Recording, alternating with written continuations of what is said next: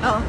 Unang-una, sa budget hearing, mapapansin nyo, wala namang confidential funds doon sa budget request namin, pero lahat nun ay confidential funds ang tanong nila from the previous years, which was already decided by the House of Representatives na hindi nila ibibigay or hindi ni-request. Hindi siya ni-request. Pangalawa, kung makikita nyo at maalala nyo na sinabi mismo ni Congressman Stella Kimbo, let's stick to our plan.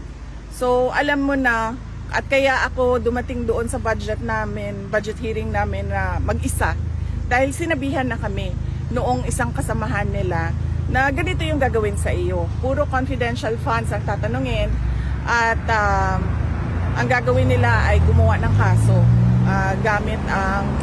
gagamitin nila ang confidential funds para mag-imbento ng kaso.